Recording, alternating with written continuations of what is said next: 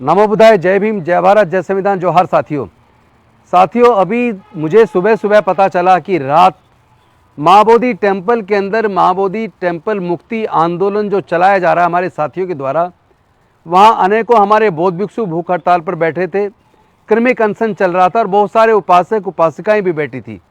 लेकिन कल रात आधी रात को बिहार सरकार के इशारे पर वहाँ के अधिकारी और पुलिस के कर्मचारी आए और बौद्ध भिक्षुओं को ये कहकर उठाकर ले गए कि आपका इलाज कराना, आपको हॉस्पिटल लेके जा रहे हैं, आपकी तबीयत बिगड़ रही है।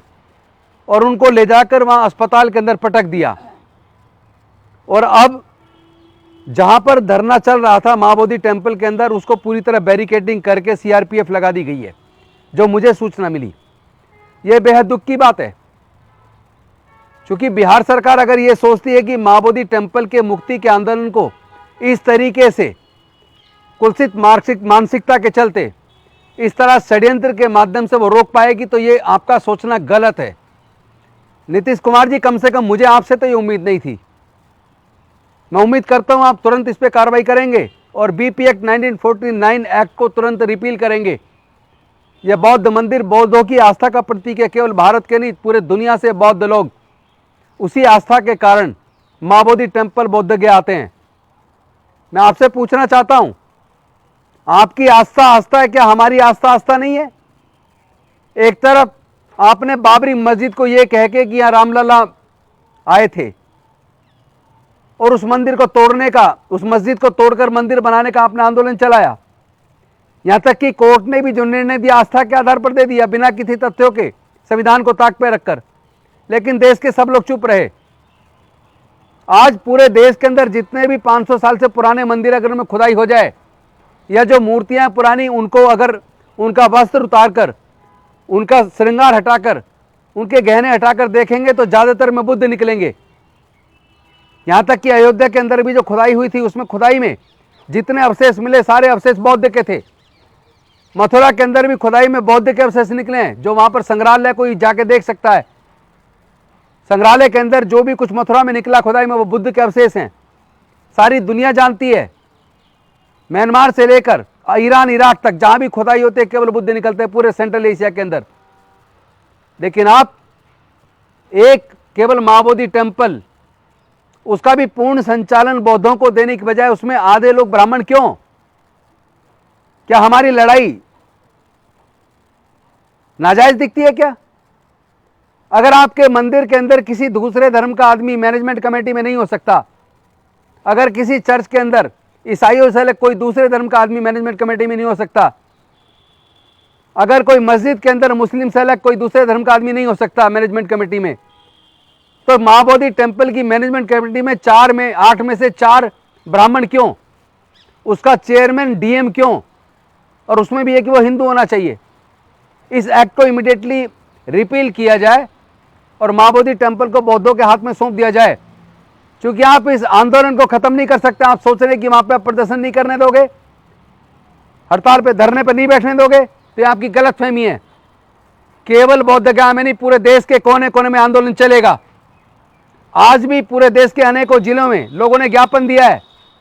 मैं आपको आगाह कर देना चाहता हूं, और आप ही को नहीं, माननीय नरेंद्र मोदी जी, मैं आपको भी आगाह कर देना चाहता हूं, जितना जल्दी हो सके महाबोधि टेम्पल का पूरा संचालन बौद्धों को सौंप दीजिए।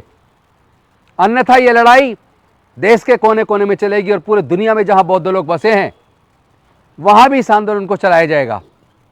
मैं जानता हूं आप डर की वजह से आपने किया है, क्योंकि अब ये संचालन का पूरा संचालन बौद्धों को मिले महाबोधि टेम्पल का। इसके लिए अमेरिका के अंदर भी, इंग्लैंड के अंदर भी और दूसरे देशों में भी आवाजें उठने लगी हैं, क्योंकि वहां भी अम्बेडकरवादी बुद्धिस्ट लोग बड़ी मात्रा में भारत के लोग रहते हैं। वो लोग वहां आंदोलन चला रहे हैं और यहां हमारे बौद्ध भिक्षु और उपासक चला रहे हैं। आप सोच रहे हैं कि आप उनकी आवाज को दबा दोगे। आप सोच रहे हैं कि आपने रात को कोई बहुत बड़ा वीरता का काम कर दिया, आधी रात को बौद्ध भिक्षुओं को उठाकर अस्पताल में ले जाकर आपने पटक दिया। यह बर्दाश्तगी के काबिल बात नहीं है। इस लड़ाई को लड़ा जाएगा। मैं आपको चेतावनी देना चाहता हूं, जल्दी से जल्दी आप महाबोधि टेम्पल का पूर्ण संचालन बौद्धों को सौंप दीजिए और इस तरह धरने को रोकने की कोशिश अवैध तरीके से मत कीजिए। हम संवैधानिक तरीके से अपनी लड़ाई लड़ रहे हैं। हम लोग कोई औजार हथियार का इस्तेमाल नहीं कर रहे हैं। हम किसी को गाली नहीं दे रहे हैं। हम लोग बहुत शांतिपूर्वक तरीके से, संवैधानिक तरीके से अपना फंडामेंटल राइट का इस्तेमाल करके अपना आंदोलन चला रहे हैं। देश के कोने कोने में आंदोलन शुरू हो चुका है। कब तक रोकेंगे आप नहीं रोक पाएंगे। मैं फिर से दोहरा रहा हूं आपको, चेतावनी देते हुए, तुरंत संचालन बौद्धों को दीजिए, अदरवाइज महाबोधि टेम्पल का पूर्ण संचालन का यानी मुक्ति का आंदोलन बहुत तेज होने वाला है, देश के कोने कोने में होने वाला है। आप रोक नहीं पाएंगे। इतनी ताकत आपके पास नहीं कि आप रोक पाएं। एक तरफ आस्था के नाम पे सुप्रीम कोर्ट जजमेंट दे देती है, आस्था के नाम पर आप जाने ना क्या क्या कर देते हैं, आस्था के नाम पर आप दंगे करा देते हैं, आस्था के नाम पे लोगों को मरवा देते हैं। तुम्हारी आस्था आस्था, हमारी आस्था की कोई कीमत नहीं है। नहीं चलेगा ये। इस लड़ाई को हम लड़ेंगे। चेतावनी दे रहा हूं आपको, जल्दी से इसका इलाज कीजिए, बीपीएफ को रिपील कीजिए, अन्यथा ये आंदोलन संवैधानिक तरीके से, हम बाबा साहब को मानने वाले लोग, हम तथागत बुद्ध को मानने वाले लोग हैं। हम लोग शांति और मानवता का संदेश देते घूम रहे हैं पूरे देश और दुनिया के अंदर। आप खुद कहते हैं हमने दुनिया को युद्ध नहीं बुद्ध दिया। बाहर जाते तो कहते हैं कि मैं बुद्ध के देश से आया हूं, और यहां बुद्ध के साथ विश्वासघात, धोखा, बौद्धों के साथ विश्वासघात और धोखा। तुरंत आप बीपी एक्ट को रिपील कीजिए और महाबोधि टेम्पल का पूर्ण संचालन बौद्धों के हाथ में सौंपिए, वरना लड़ाई तो ये लंबी चलेगी। और हम लड़ने के लिए तैयार हैं। अगर कुर्बानी की जरूरत पड़ेगी तो हम हर प्रकार की कुर्बानी भी देने के लिए तैयार हैं। और मैं नहीं, करोड़ों लोग, समाज के करोड़ों लोग इस कुर्बानी को देने के लिए तैयार हैं। आप संभाल नहीं पाएंगे। अभी भी इस समस्या का समाधान कर दीजिए। बहुत बहुत धन्यवाद। नमो बुद्धाय। जय भीम, जय भारत, जय संविधान, जोहार।